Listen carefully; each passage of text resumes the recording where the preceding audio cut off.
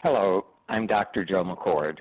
Much has happened since the development and human testing of Protandim began more than 7 years ago. Back in 2005, ABC Primetime ran a story about Protandim and the human trial then in progress that validated Protandim's significance and effectiveness in reducing oxidative stress by increasing the body's production of two very important antioxidant enzymes called superoxide dismutase, or SOD, and catalase.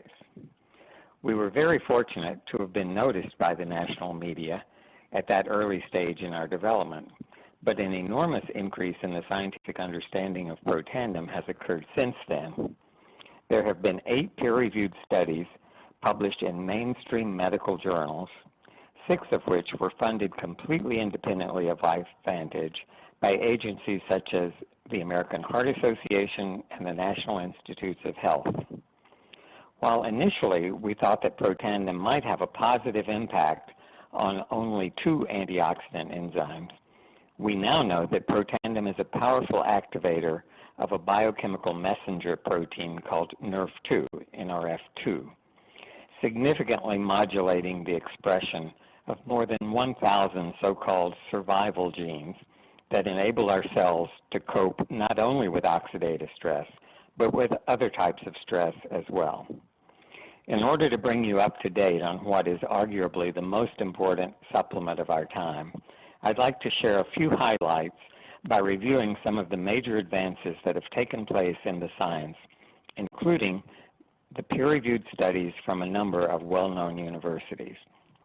Let me point out to you, too, how dramatically things have changed. Protandim was developed primarily to affect 3 gene products: superoxide dismutase, or SOD, catalase, and glutathione peroxidase.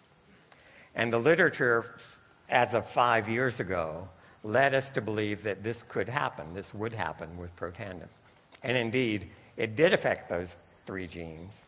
What we've learned in the last 5 years is that it affects not only those 63 genes, but these 400 genes, all right? So 3 of those are SOD, catalase, and glutathione, or glutathione peroxidase. Have we realized that Protandim does a lot more than that? You bet. We went from 3 genes to 400 or 500 genes that we're now talking about. There's a human exercise trial funded by the U.S. Navy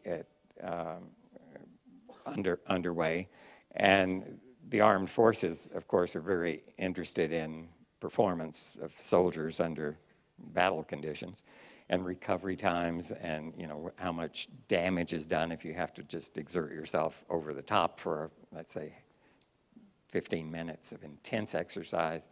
So they're interested not only in the recovery, the damage, but this one is looking at mitochondriogenesis. So there are things you can do that help your cells build more mitochondria, which means they can perform aerobically for longer periods of time. And so that's an interesting study. We now know Protandim does more than just deal with oxidative stress to remedy that situation.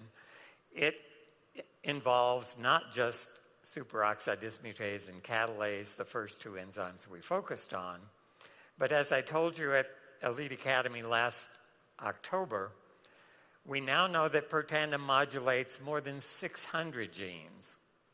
In fact, at higher doses, not used in humans, as many as 4,000 genes can be affected out of a total of 25,000 genes that we have.